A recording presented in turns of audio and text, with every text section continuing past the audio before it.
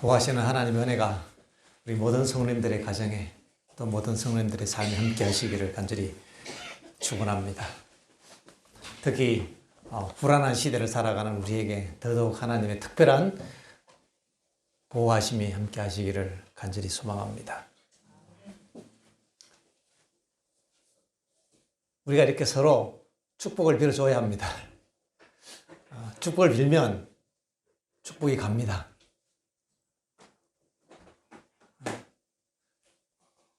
나에게 주시는 하나님의 약속을 나에게 주신 축복이라고 믿으면 그 축복이 나에게 오는 거예요. 하나님의 복을 받는 방법은 단순합니다. 하나님의 복이 나에게 주신 축복이라고 잡으면 되는 거예요.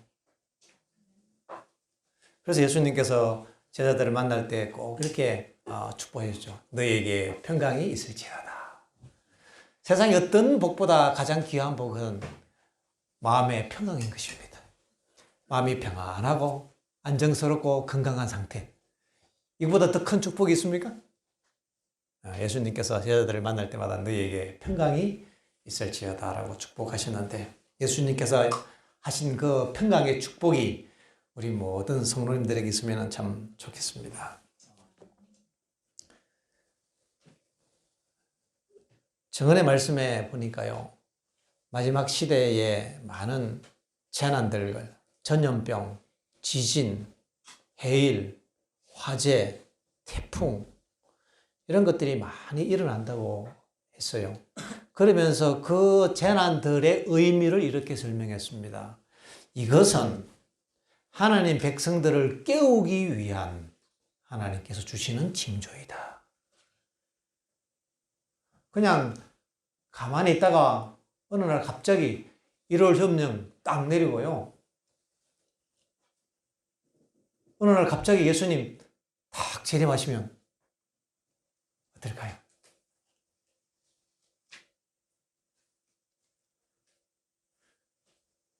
그러면 우리가 자칫 잘못하면 준비 안 된 상태로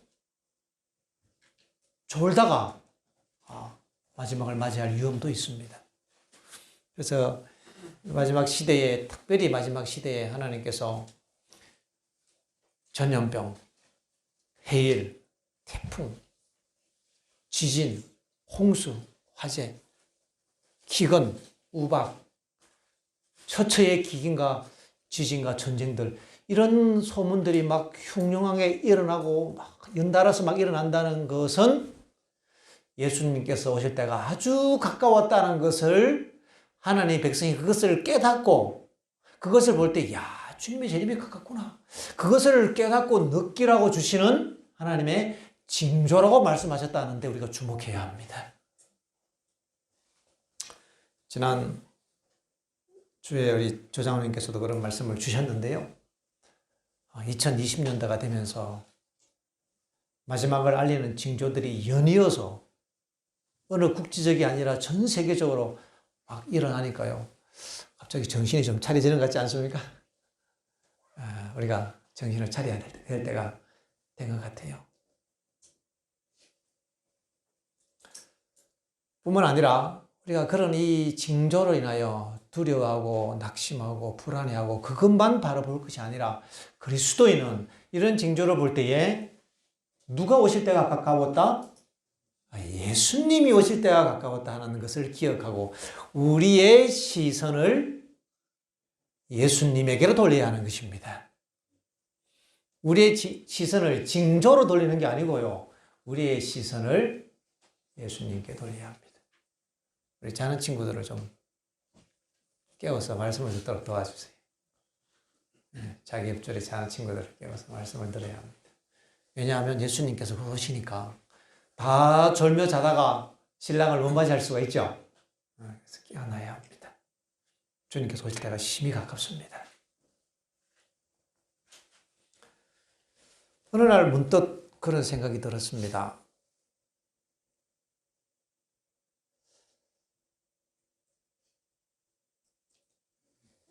내가 살다가 죽으면 내가 죽을 때 모습 그대로 부활할 것이 아닌가. 죽을 때에 내가 살아있을 때 그때의 그 생각과 그때의 그 성격 그대로 부활할 것이 아닌가. 맞습니까?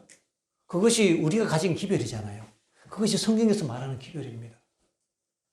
아니, 예수님이 재림하시면 그 전에 우리가 뭐 특별한 은혜가 이르러 와서 우리의 품성을 변화시켜 주는 게 아니더라고요. 늦은 비 성령은 우리의 품성 변화를 시켜주는 게 아니에요. 늦은 비 성령은 그냥 우리가 평소에 살아가던 그 품성을 픽스시키는, 고정시키는 역할을 하는 것이지 그 품성을 변화시키는 역할을 하는 게 아니에요. 늦은 비는 품성이 변화된 그 사람에게 하나님이 능력을, 엘리야의 능력을 주시는 개념이지 그 사람의 믿음을 자라게 하거나 품성을 변화시킨다는 약속은 그게 없어요.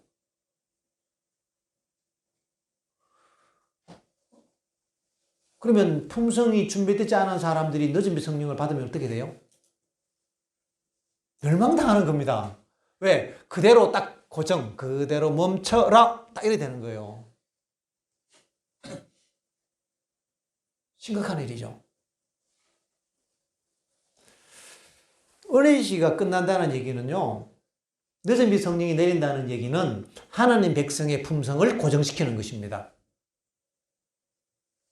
은혜의 시가 끝난다는 것은 이 세상 모든 사람들의 품성을 그대로 고정시키고 그대로 운명이 결정된다는 얘기죠.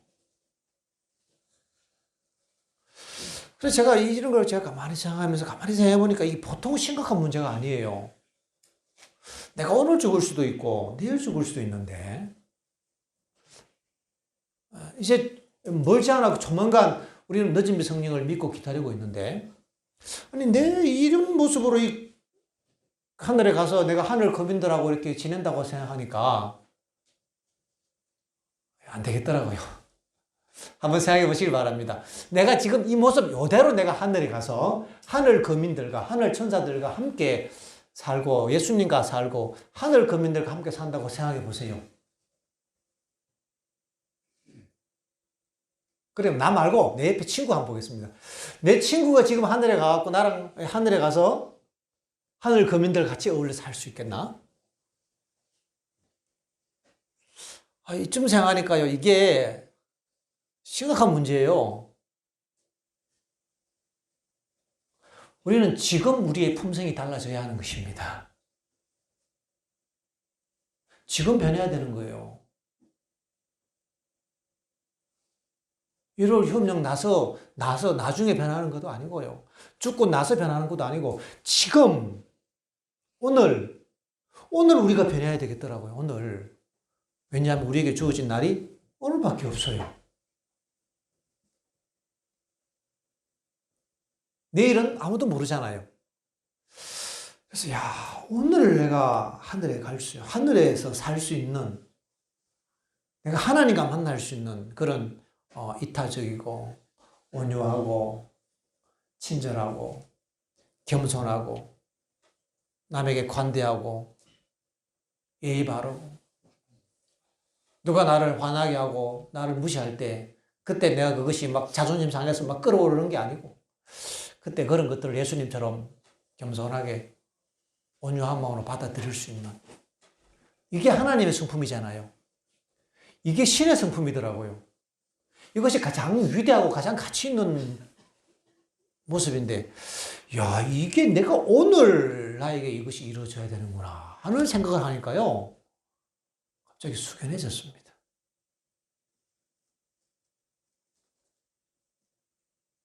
우리의 신앙이 내일이 아니고 오늘 그 신앙의 경지에 도달해야 하는 것입니다. 오늘 늦으면 내일, 그죠? 어떻게 그게 가능하죠? 우리의 품성이 어떻게 하루 저녁에 그래 바뀌어져요? 하나님께서는 가능합니다. 하나님께는 가능한 것입니다. 어떻게 그게 가능한가? 그럼 그동안 우리는 왜 안 됐는가 하는 거예요. 왜?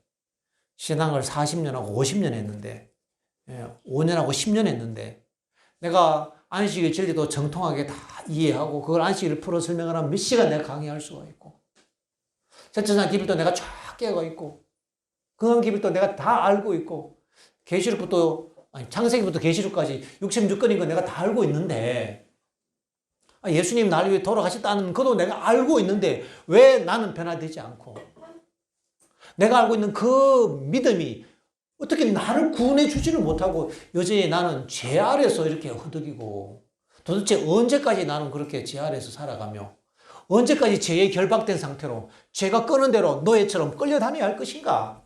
이 문제는 도대체 언제 끝날 것인가? 언제? 2020년에는 해결을 봐야 되지 않겠습니까? 제 마음에 결심을 했습니다. 2020년에는 끝내야겠다. 원래는 기필코 이 문제가 해결되지 않으면 안 되겠다. 내가 원래는 내 마음을 하나님께 완전히 내 삶을 완전히 내가 다 바쳐봐야겠다. 그런 마음의 결심들을 하나님 앞에서 여러 번 기도했습니다.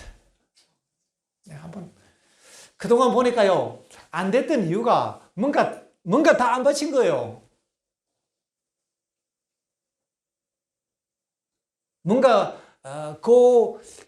내가 알고 있는 이 구원의 지식이나 성경에 관한 지식이 내 경험으로 뛰어오르지 못했던 것은 그 지식에서 경험으로 넘어가는 과정에 있어서 뭔가 문제가 있었던 것입니다. 우리가 알고 있는 예수님과 성령에 대한 그 정보와 지식이 내 경험으로 내면화되고 경험화되고 실제화되고 구체화 되어야 되는 거잖아요. 내가 예수님이 나와 함께 하시고 내가 구원을 받았으면 내 마음에 기쁨이 있어야 되고요. 없는데 있는 척 하는 것 말고 정말 내 마음에 예수님께서 주시는 그런 마음의 평강이 있어야 되고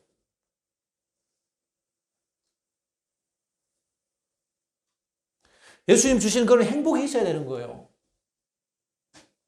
내가 늘 끌려다니던 그 죄의 사슬에서 내가 좀 벗어나야 되는 것입니다. 이제는 그것을 끝을 보고 이제는 내 삶에서 지금은 예수님 계시는 그 하늘에 가서 하늘 거민들하고 같이 살아도 되겠다. 이걸 내가 알아야 돼요. 이 얘기를 혹시 잘못 이해하면 나는 이제 됐다. 나는 구원받을 품성이 됐어. 이런 차원의 얘기가 아닙니다. 그렇지만은 우리가 알아야 되는 것이 뭔가 하면 너희 안에 영생이 있음을 너희 안에 예수 그리스도가 계심을 너희가 알아야 된다고 성경이 이야기하지 않습니까? 그건 제 얘기가 아니고 성경 얘기예요. 그렇다면 우리가 알아야 되는 거예요. 그거 얘기를 알 때는 내 안에 영생이 있다. 예수님 나에게 영생을 나에게 주셨고 내 안에 그리스도의 의가 계시고 나에게 신의 성품이 나에게 임하는구나. 이걸 내가 알아야 되지 않겠어요? 어떻게 아냐고요, 그거를. 있으면 알죠.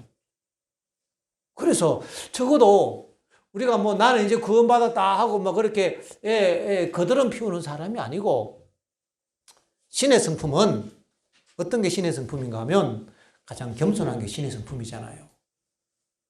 가장 위대한 하늘이 얘기하는 가장 위대한 신의 성품은 가장 낮아지는 신의 성품입니다. 제가 말씀을 가만히 이런 주제를 가지고 생각하다 보니까요. 예수님의 극기, 희생, 이게 신의 성품이더라고요. 신의 성품. 이런 말씀을 제가 봤어요. 우리 스님들하고 그런 얘기를 나눴는데 내가 받는 보수가 좀 작다고 생각이 들어요. 그래서 내가 하나님의 사업을 하는 데서 내가 좀 희생하고 내가 예를 들어서 내가 하나님 사업 안 하고 내가 세상에 나갔으면 한 달에 한 500만 원쯤 벌 것을 내가 하나님 사업 안 하고 내가 한 달에 내가 100만 원밖에 못 번다라고 생각이 들면 희생하잖아요. 그런데 내가 하나님의 사업을 위해서 내가 극기하고 희생한다는 그 희생 정신과 극기의 정신을 가지는 것은 우리에게 큰 축복이다 이런 말씀이 있더라고요. 그래서 내가 그게 왜 축복인가 봤더니 그게 신의 성품이요.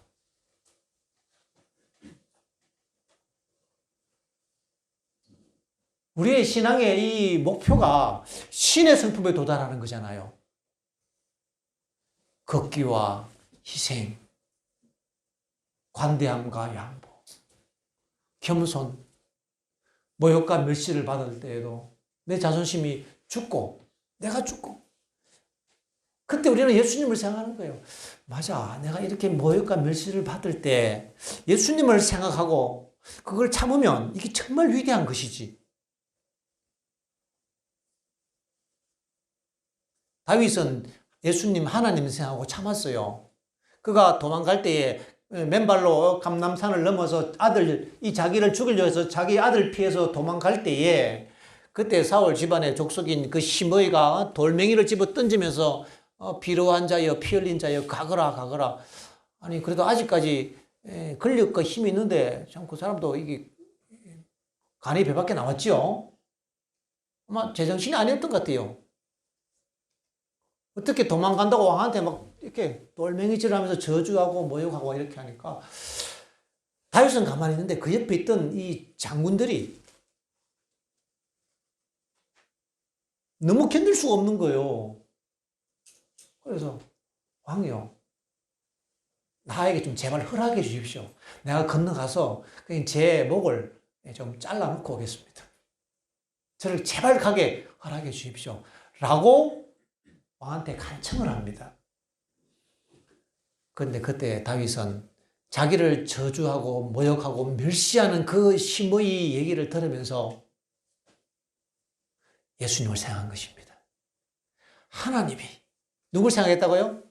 하나님이 저에게 나를 저렇게 저주하라고 했으니 내가 저걸 다 달게 내가 받겠다고. 그러면서 그것을 이 모욕과 멸시를 겸손하게 받아들였어요. 저는 참 놀라운 것은 이 정언의 말씀에 다윗의 일생의 기록 가운데 일생의 70년 역사 가운데 가장 위대한 시간은 그때였다. 믿음으로 골리앗을 쓰러뜨릴 때가 아니었어요. 가장 위대할 때는 바로 그때였습니다. 왜요? 신의 성품이 거기 임한 것입니다. 신의 성품이.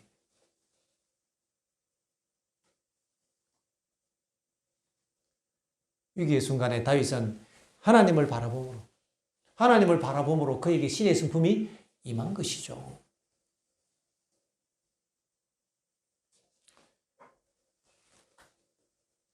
우리의 삶에서 이런 이 신의 성품의 역사가 일어나야 되는데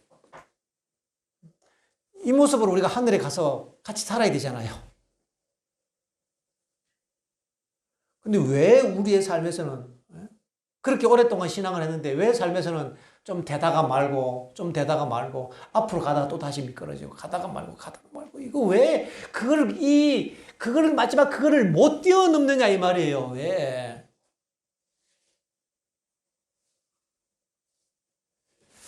여러분 저를 곰곰이 생각을 해봤습니다. 그러면서 말씀을 연구하고 찾아보다가 우리가 다 아는 말씀이지만 정답을 정리하게 되었습니다. 그 정답이 바로 히브리 3장 1절 예수를 깊이 생각하자. 히브리 12장 2절과 3절 예수를 생각하자. 예수를 바라보자 하는 것입니다.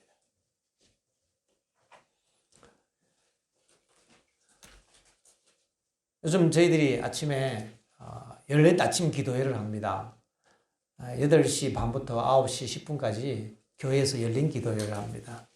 그때 아침마다 여기서 같이 예배도 드리고 같이 기도하고 하는데요.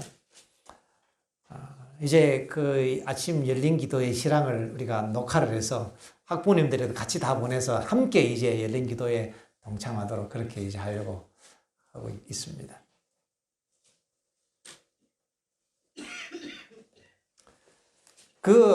원래의 이 기도의 총 주제를 예수를 깊이 생각하자. 예수님을 왜 생각하자는 거예요? 왜 예수님을 바라봐야 됩니까? 이것이 유일한 답이더라고요. 다윗이 그 상황에서 하나님을 바라보고 하나님을 생각하니까 그냥 그의 마음속에 신의 성품이 임해서 가장 위대한 그 겸손이 그의 마음에 임한 것입니다.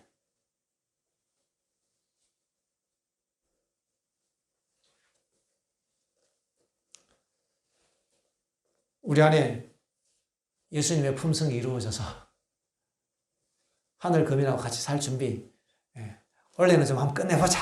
이런 마음의 결심과 각오로 한번 예수님을 깊이 생각하고 바라보는 한 해가 되었으면 좋겠습니다. 우리가 다 함께 그런 마음의 선택과 결심들을 하게 되기를 바랍니다. 원래는 내가 예수님을 내가 깊이 생각해.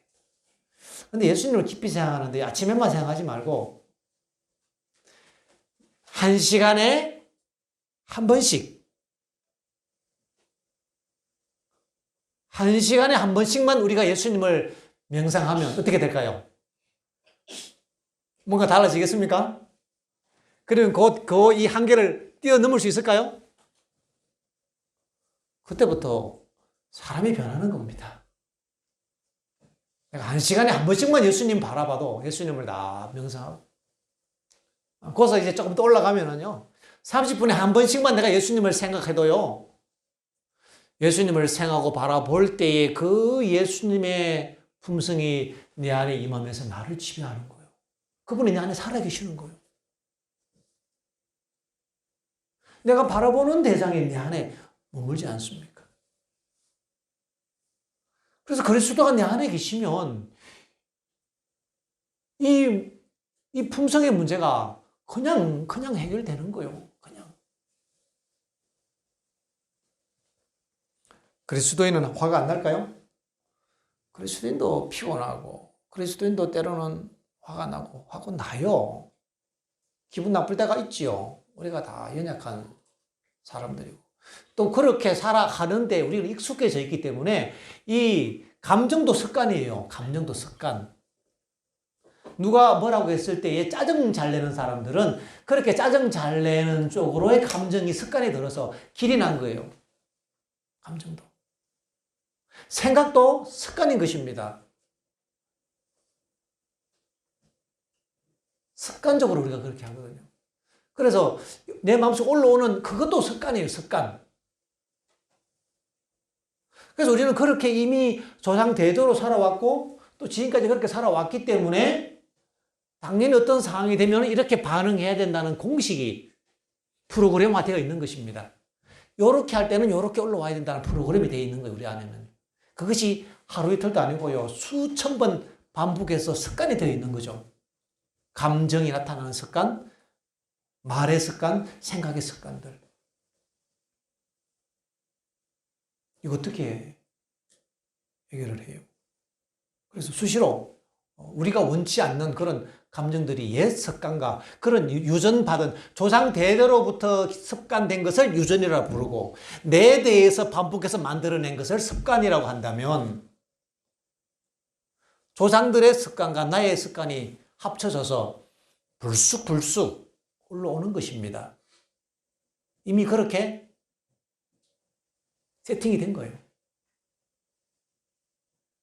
그때 우리는 실망할 필요가 없어요. 지금까지 그래 살았으니 당연히 올라오는 것입니다. 그때 우리는 어떻게 해야 되는가 하면 우리는 그때 예수님을 바라보는 거예요. 아, 내가 이렇게 지금 속이 틀리고 화가 나는데 예수님을 바라보는 거예요. 예수님은 나를 사랑하시지. 여러분 내가 지금 화가 났는데 예수님 나를 사랑하시는 게 맞습니까? 맞다고 합니다. 그렇게 우리 배웠잖아요. 내가 화가 나면 예수님께서 여전히 나를 사랑하시나요? 나는 지금 화가 났는데 예수님 나를 여전히 사랑하시지.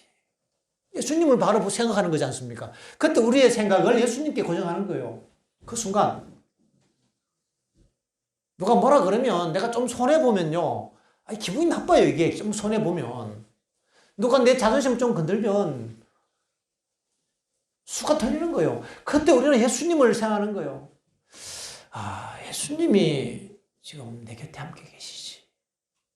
예수님의 성품은 이런 거를 참는 게 이게 신의 성품이고 최고의 경지인데 이렇게 우리의 생각이 예수님과 탁 접선되는 그 순간 언제 그랬냐는 듯이요.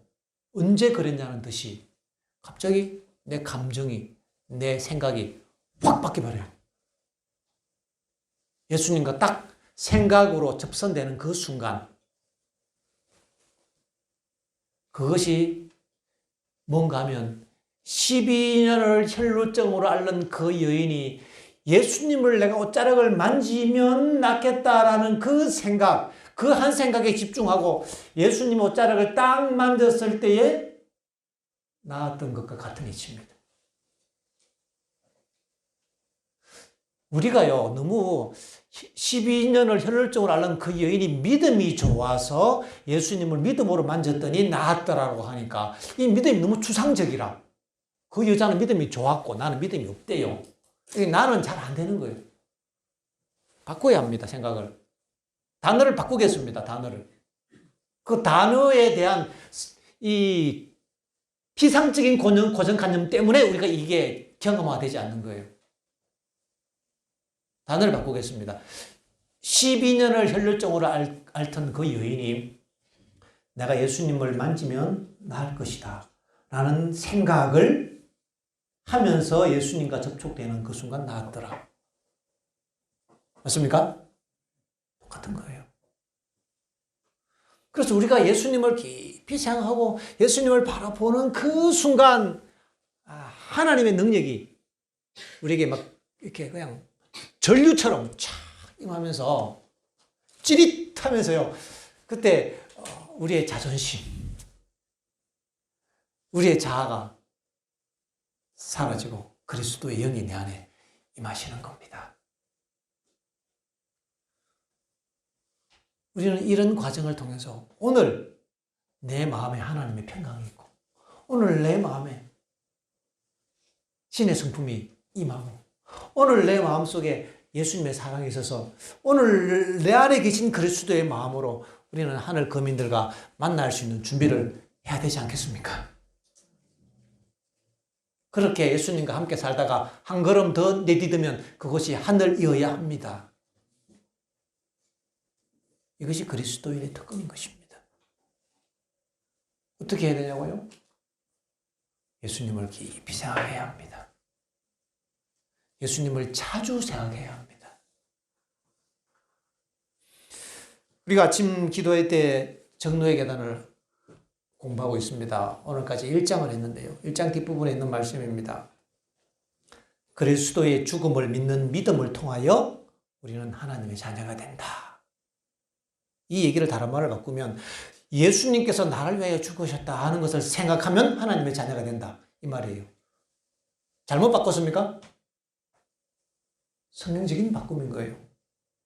그 다음에 나오는 구절입니다. 하나님의 사랑을 생각하면 하나님께 가까이 끌림받게 된다. 정록계단에 나오는 얘기입니다. 이건. 내가 단어를 안 바꿨어요. 첫 번째 문장은 제가 그리스도의 죽으심을 믿는 믿음을 통하여 하나님의 자녀가 된다는 문장이 있고요. 그 다음에 나오는 문장에 보면 하나님의 사랑을 생각하면 하나님께 가까이 끌리신다. 두 번째 거는 문장을 안 바꿔도 그렇게 기록되어 있더라고요. 그럼 첫 번째 문장을 다시 바꾸겠습니다. 예수님께서 나를 위하여 죽으시고 나에게 생명을 주셨다는 것을 뭐하면? 그걸 내가 딱 생각하면 예수님은 나를 위해 생명을 주시고 여러분 이 시간 한번 해보겠습니다. 눈을 지그시 감고 한번 해보겠습니다. 이걸 그냥 해보세요. 예수님이 나를 위하여 생명을 주셨다. 그거 생각하는 거예요. 눈 떠야 합니다. 학생들 해보니까요, 명상하라니까 조금 기니까 자더라고요, 이게.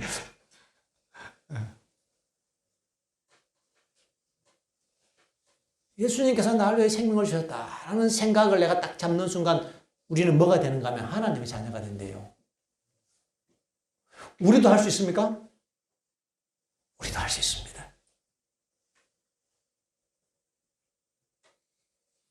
36 외국어 학원의 영어가 한때 한국을 휩쓸었던 그 교재가 뭔가 하면 You too can speak English입니다.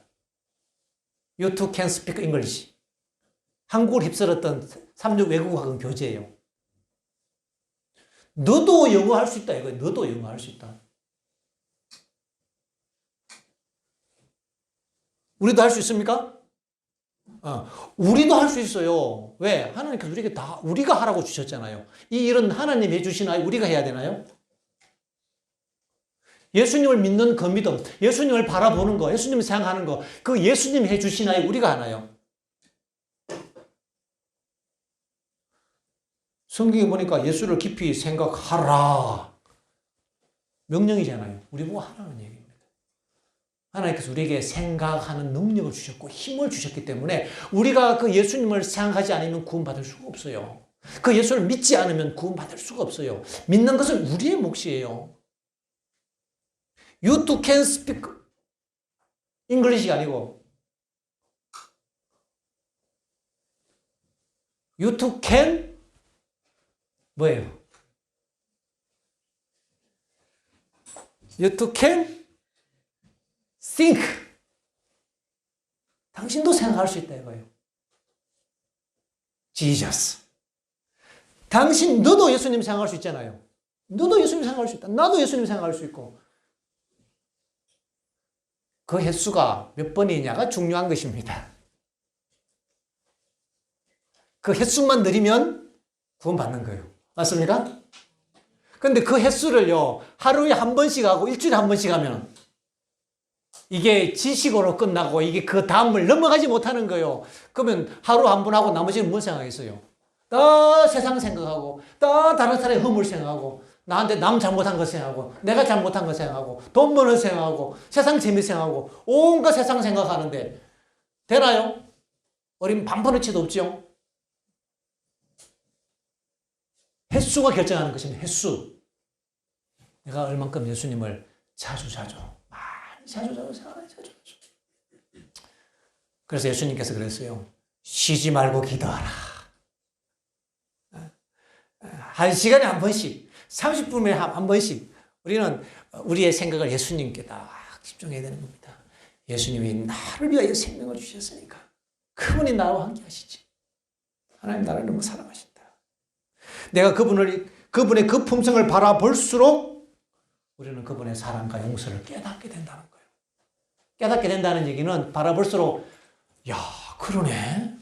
하나님이 나를 사랑하시고 나와 함께 하시네. 이제 이게 마음에 와닿아지는 거예요. 깨달아지는 거예요.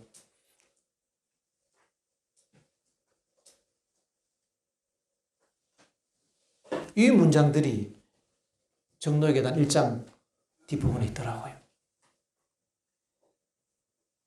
우리는 내가 경험하고 깨닫는 데까지 가야 합니다. 머리로 깨닫는 걸 얘기하는 거 아니에요. 내가 깊이 생각하고 바라봄으로 내 경험으로 이게 그거구나 이렇게 깨닫는 걸 이야기하는 겁니다. 우리의 믿음은 지식을 뛰어넘어서 경험이 되어야 하는 것입니다. 끝장 봐야죠. 이제 2020년에는 그죠?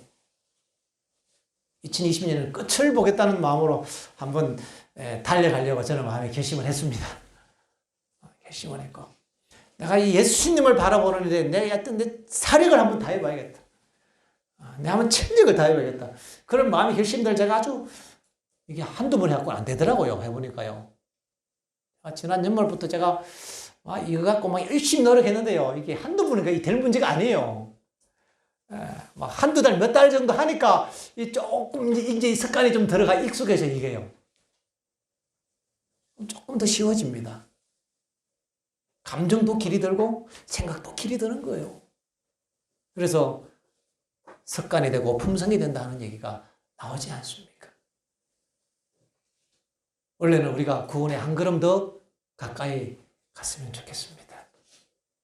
예수님을 깊이 바라보고 그분을 생각함으로 그분의 품성으로 그분이 주시는 구원으로 우리가 갔으면 좋겠습니다. 우리 하나님의 은혜를 구하는 기도를 우리가 함께 눈을 감고 같이 기도하겠습니다. 이 시간의 기도는 명상기도입니다. 같이 기도하겠습니다. 제가 명상기도를 이렇게 이끌어 갈 테니까요. 여러분들 함께 마음으로 복창하시면서 따라오시길 바랍니다. 저 혼자 하는 게 아니라 여러분도 마음으로 같이 제가 한 문장 한 문장을 하겠습니다. 같이 따라 주시기를 바라겠습니다. 그 주제, 그 내용에 마음을 집중하면서 같이 하겠습니다. 사랑의 하나님, 우리는 참 부족하고 연약하지만은 예수님이 우리를 참 사랑하시니 감사합니다. 예수님께서는 우리를 위하여 생명을 주셨고 우리와 함께 하십니다. 때로는 내가 연약할 때에도 예수님은 내 곁에 계셨습니다. 내가 예수님을 생각하지 아니함으로 몰랐을 뿐이지 주님은 우리 곁에 우리를 사랑하시고 우리를 도와주시는 분이십니다. 이제는 우리가 이 예수님을 생각하는 이 생각에 내 마음을 집중합니다. 주님께서 저희들을 도와주시고 우리의 생각을 이끌어 주셔서 주를 보게 하소서. 예수님의 이름으로 기도합니다.